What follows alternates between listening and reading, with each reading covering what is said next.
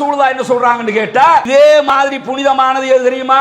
உங்கள் ஒவ்வொருவருடைய மானமும் புனிதமானது, கண்ணியமும் புனிதமானது. மேல உள்ள ரெண்ட கூட ஏத்துக்குறோம், இந்த மூணாவதை ஏத்துக்குறோமா? அடுத்தவன் சொத்து இல்ல எடுத்துட கூடாது, அபகரிச்சிட கூடாது. அத பத்தி நிறைய ஹதீஸ்களை கேட்டிருப்போம், அந்த பயம் கொஞ்சம் இருக்கும். அடுத்தவனுடைய உயிர் இல்ல கொலை செஞ்சிட கூடாது, அதெல்லாம் கரெக்டா இருந்துருவோம். அடுத்தவனுடைய மானம் வந்துட்டா கிள்ளிக்கிற மாதிரி போயிருதா இல்லையா? மானத்தை பற்றிய எந்த ஒரு பெருமதியாவது நமக்கு இருக்கிறதா? அதுல இப்ப நம்ம இருக்கிற இந்த காலகட்டம் இருக்குதுல, சோசியல் மீடியா வளர்ந்த காலகட்டம். இந்த காலகட்டத்தில் எவன் எதை போட்டாலும் அது சரியா பிழையா உண்மையா பொய்யா என்பதை கூட ஆராயாமல் அப்படியே ஒரு லைக் போடு ஒரு ஷேரை தட்டு நடந்துகிட்டு இருக்குதா இல்லையா? அடுத்தவன் மானத்தை பற்றி எழுதி இருப்பான், அடுத்தவன் கண்ணியத்தை பற்றி எழுதி இருப்பான், ஒருவனை திருடன் என்று சொல்லி இருப்பான். எவ்வளவு நடக்கிறது! ஆயால் அடுத்த திருடனா அஸ்தக்ஃபிருல்லாஹ் என்று சொல்லுகிறவர்கள் எத்தனை பேர் கமெண்ட் பண்ணிக்கிட்டு இருக்கிறோம், எத்தனை பேர் அசிங்கமாக பேசிக் கொண்டிருக்கிறோம். அது நமக்கு சாதாரணமானதாக மாறிவிட்டது.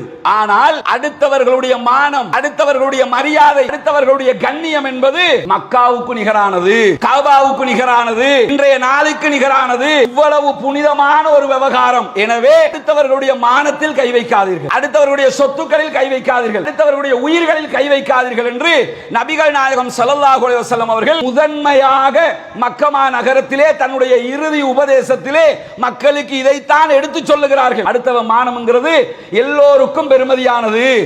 அப்ப அவ்வளவு கடுமையான ஒரு விஷயமாக ரசூலுல்லாஹி ஸல்லல்லாஹு அலைஹி வஸல்லம் அவர்கள் இதை சொல்லுகிறார்கள்.